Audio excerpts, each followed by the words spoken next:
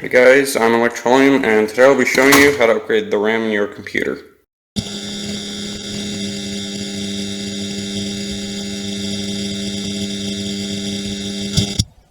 Okay, so the only things you'll need for this is your new RAM, your computer plugged in with the power supply switch turned off, you can see that, and then I've got an anti-static wrist strap, and this is recommended but not required. So I'm going to put this on. I'm doing this to my left hand because I'm right-handed, but you can do it either way. And then we just take this clip and clip it onto the power supply grill. It's not going to clip on perfectly, but yeah, there we go. So you can see now I'm grounded, and we're ready to go. Okay, so I got the mount sitting on top.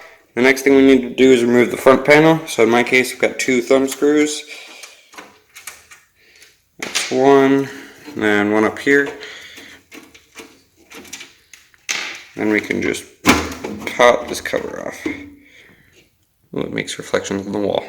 But okay, I'm just going to take this cover, set it on my chair. There we go. Then you can see we have the old RAM in there, 2 sticks, CPU, graphics card, optical drive, whatnot.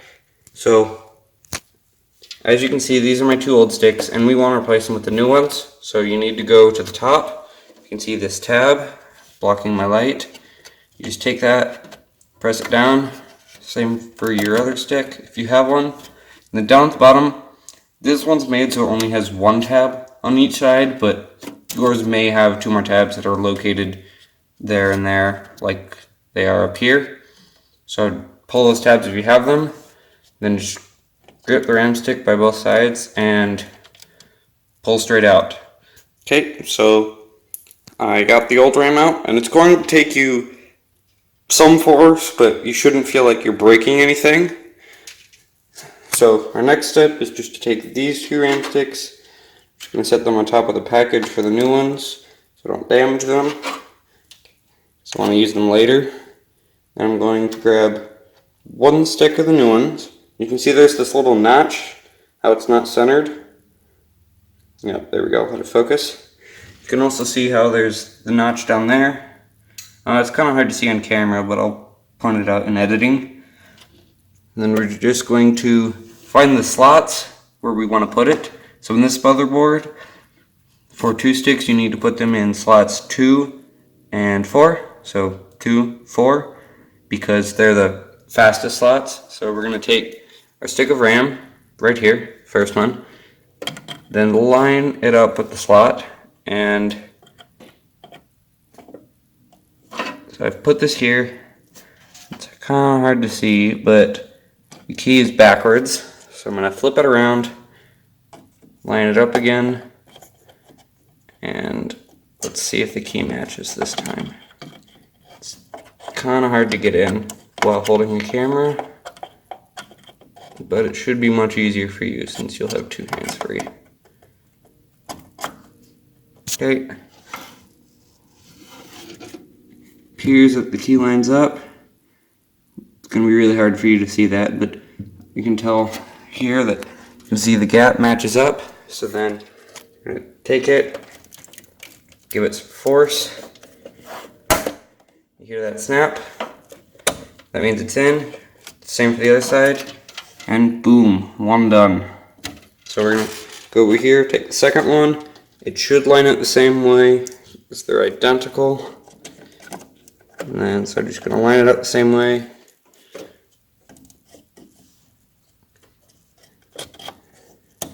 Okay, it's seated. Now we just need to push down. You can see the motherboard is flexing slightly because you have to push quite hard. As I said before, if it feels like you're breaking something, make sure the tabs are pushed out.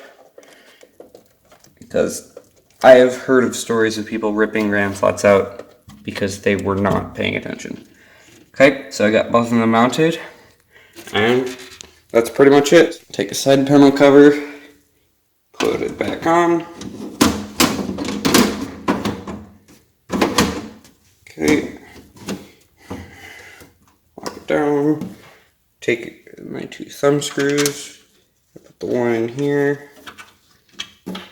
And one over here. Okay. So, there we go. Now I'm going to set my computer back up, and I'll meet you there. Okay, I'm back. I got my computer set up. Everything's plugged in. So I'm going to go here, reach over, turn the power supply on. And then we're going to fire it up. And then mash the delete key. Don't break it, but just tap it continuously. Oh, heard the beep, it's booting up, and we're in here. Okay, so you can see detects that it's 16 gigabytes, but it's only running at 2400 speed. So I'm going to grab the RAM kit, because it lists the timings that I need. You can see down here, once it focuses, CL16, 18, 38 at 3200 speed. And right now it's only running at 2400. So we're going to go here to overclock tweaker. This is just for my motherboard. Check yours to see exactly what you should do. And now I need to figure out where. Okay, DRAM frequency. Load XMP. It seems to have loaded it. So you need to select XMP profile.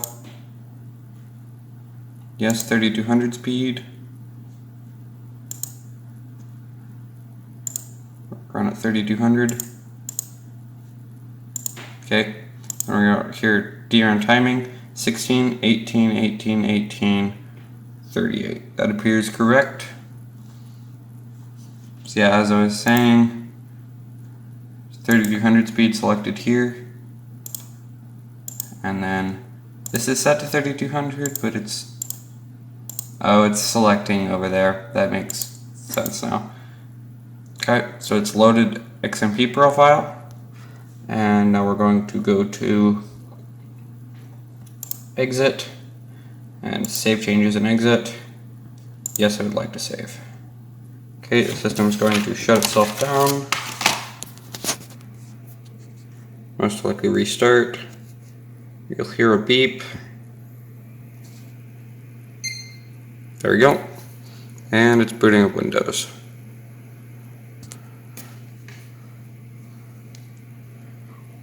Now I haven't tested this before, so we're going to see if this works together.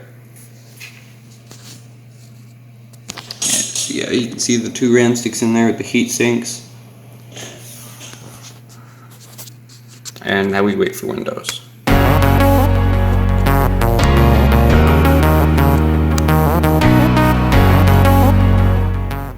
Okay.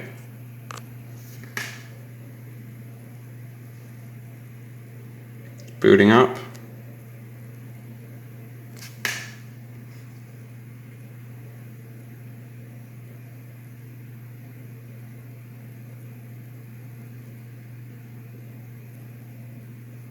Please wait. Second monitor is still blank. You can see it's getting a signal. Oh. Okay, it's working. Just my monitor was frozen and didn't want to wake up. So I'm going to click to enter, hide my name for my own safety, and then you can see we're in. And now we need to see if it actually applied. So I'm going to open up my benchmarking folder, open up CPU-Z.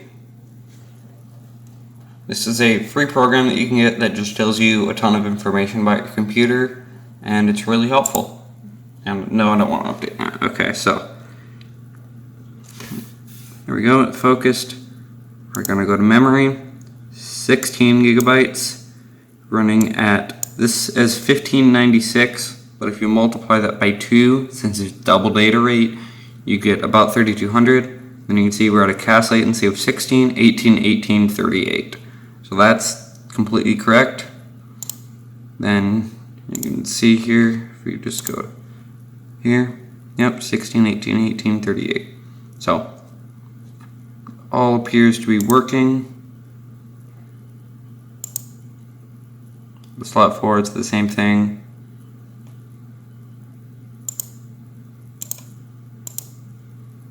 Yeah.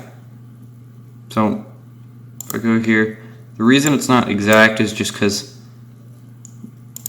it's not running at exactly, gotta find it, there we go. Bus speed isn't exactly 100 megahertz, but you can see that it's running at 3200 speed. So now let's close this and let's try opening Cinebench and see if it makes any improvement. I'm not expecting it to make much of an improvement because Cinebench is geared completely towards CPU performance and not RAM, but we'll see. So, because I don't have a very powerful processor, I'm just going to speed this up.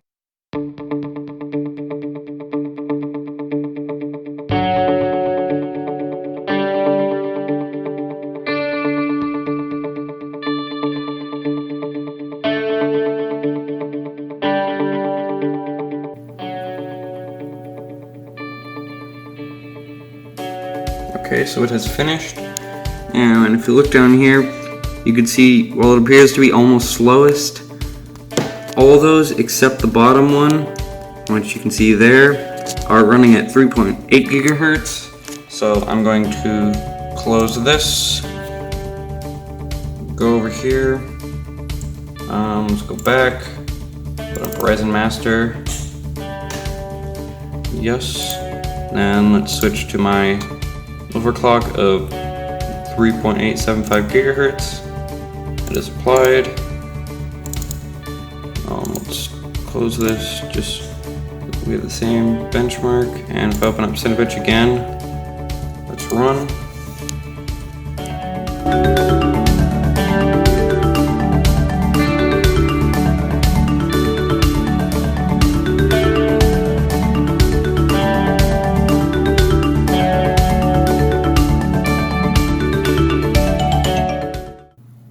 Okay, so we have a result. You can see that my highest score ever before this was 593 in the first run, with some things like just the Windows File Explorer, which will actually take memory. We're up to 603, which is 10 points higher than I've ever benched on this CPU. So that, even though this is not reliant on CPU at all, you can see how much of a difference it made. Yes, let's close that. No. I did save that result. So there's one more thing that I want to run. CPU-Z has a benchmark, and I wrote down what I got before so that I can compare. And no, I do not want the update. Okay, we're going to go to bench and bench CPU. So just looking at it right now, it appears to be doing basically the same. So yeah, the numbers are within margin of error of each other, which just means that it's not improving the CPU performance alone, but it massively improves overall performance.